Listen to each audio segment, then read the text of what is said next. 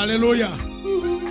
Nga tugenda kusaba waliwo omwana omuwala yasalawo n'awaayo obulamu bwe eri Yesu naye ayagala essaala yammwe asobole okuyimirira alaba omukisa. Ekkanisa eno eyaniriza abantu bonna twamwaniriza n'awa Yesu obulamu bwe, ayina talanta ye.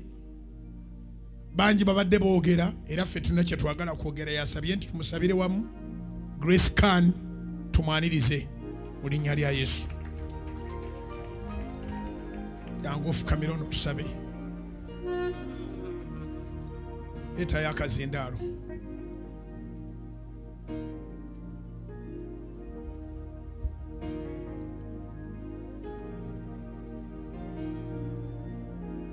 Nze sijja kulimba, nali simumanyi naye Susan Makula ye yagamba nti waliwo omwana gw'ayagala okuleeteekako, nze ate nze twasalawo byombi kyoyagala kyokola.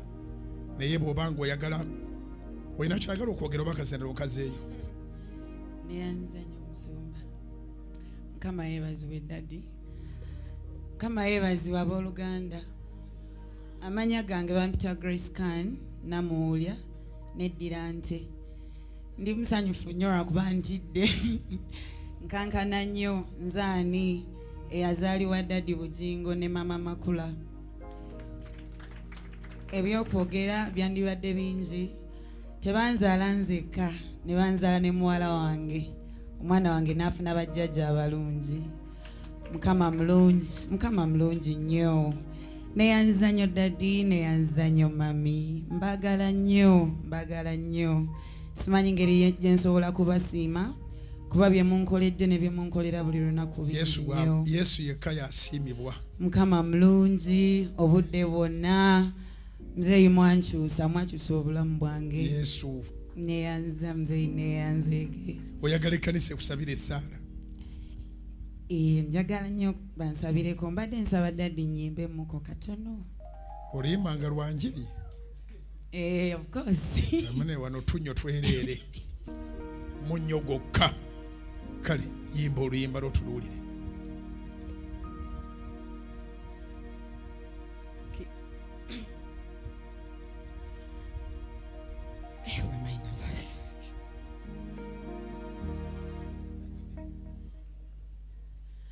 Amazima ddala nkimanyi nti Mukama omumanyi. Bwe ntunula gye wanzija abalala gye wabaleka, onowanira entalo abalabe ze baleeta.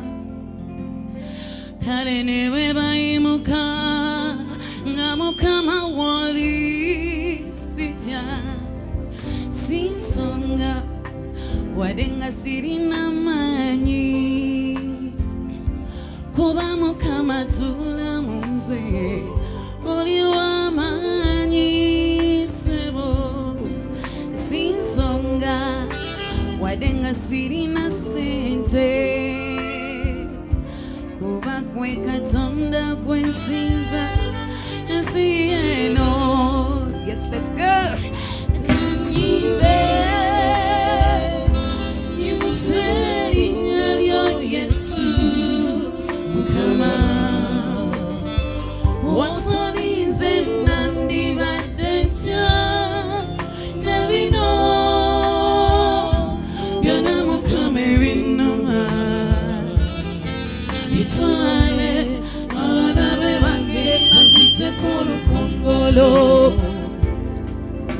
Bwentunula mazima ndaba nga watali gwe Mukama. Yenze nandibadde ntya enaku nandigisewa, nekweka mu ggwe ddala olwase. Mukama mazima oli mwesigwa gw'amanyi ebyange. Sasira obunafu bwange amaziga ago genkukabira, kuba mu maaso go kitange ndi mwana ssebo.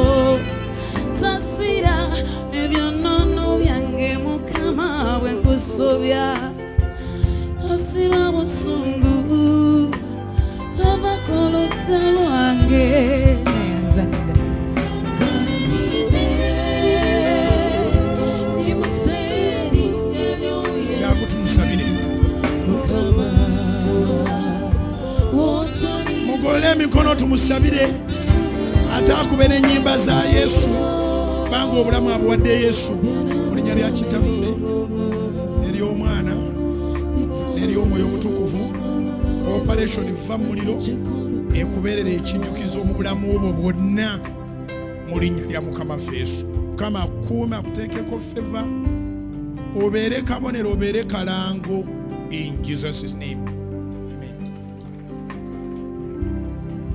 Yimusa ebintu byo waggulu. Oyo ye Grace Khan muwala wa Makula ne Bujjingo. Kati no nyina y'akaana akankaddiyiza buli wekandaba jjajja jjajja.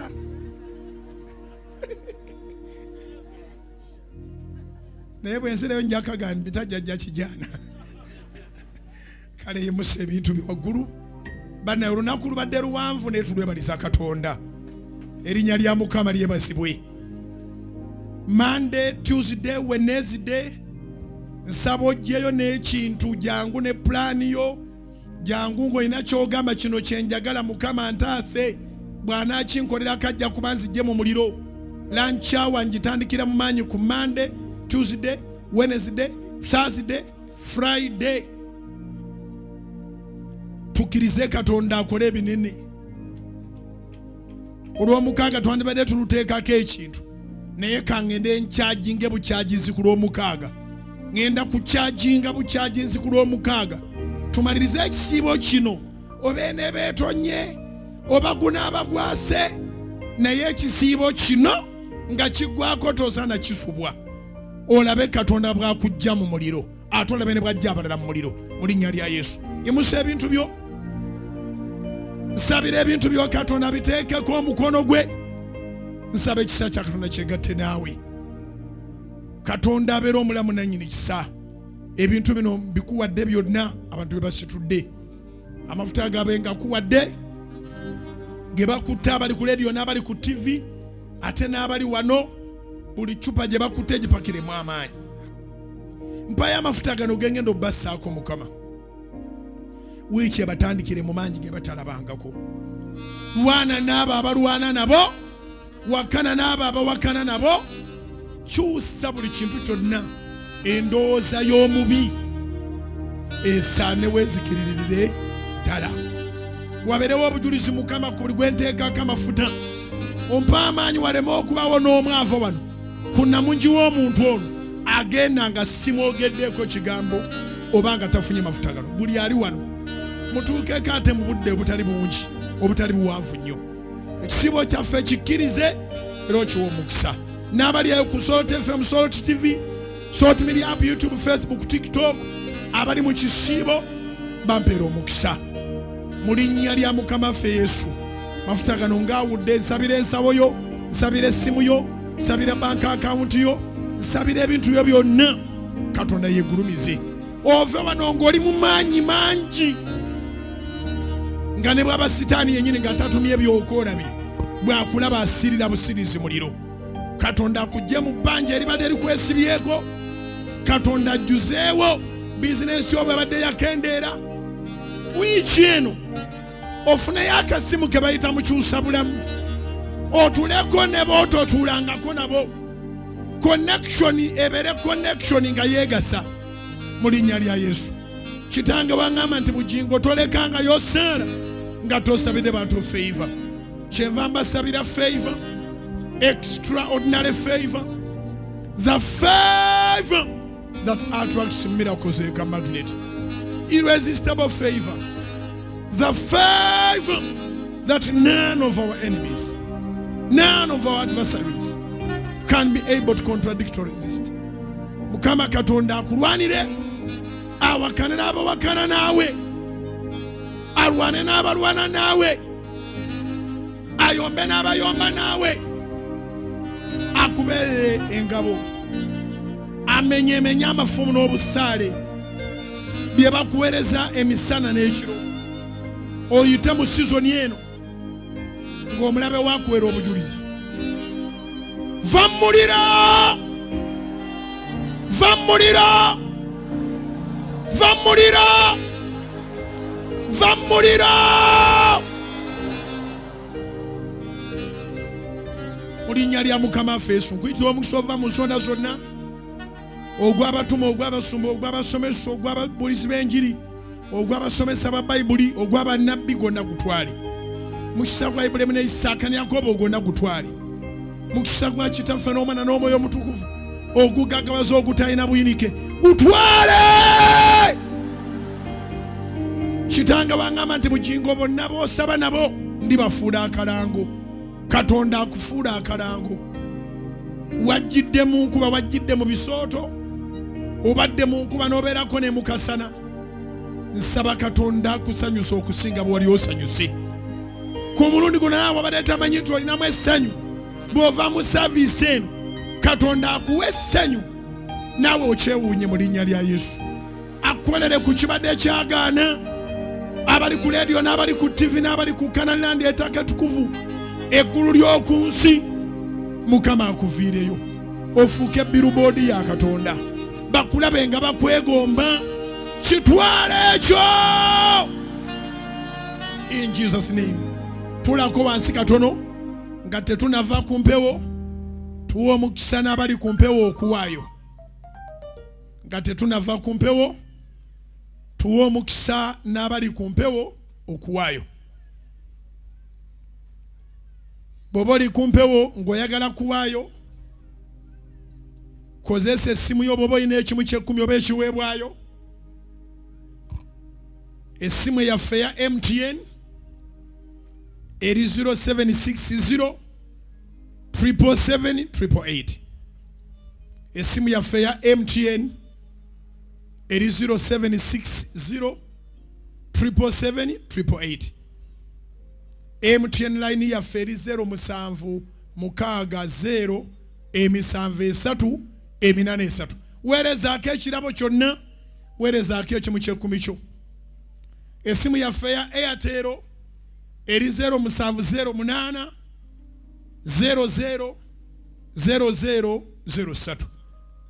Essimu yaffe ya Airtel weerezaako ekimu ky'ekkumi oba ekirabo kyo eri 0708 00 0003 oba 0708 0 emirundi 5 esembyayo 3.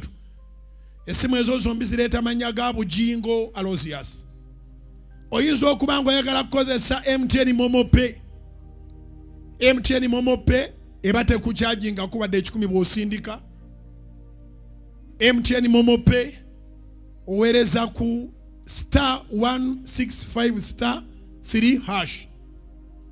MTN Momo Pay oweereza ku *165 *3 hash. Bw'onyiga merchant code yaffe eri 64 47 57. Merchant code yaffe ku MTN Momo Pay eri 64 47 57. Merchant code yaffe njiddamu ku MTN Momo Pay eri 64 47 57. Bw'oba oyagala kukozesa Airtel Money Pay onyiga *185 *9 hash. Airtel Money Pay onyiga *185 *9 hash. Merchant code yaffe ku Airtel eri 152 1955.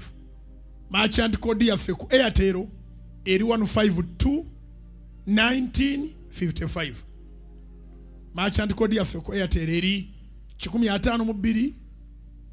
152 19 55. Nsaba Katonda abaweereddeyo ku mpewo mwenna.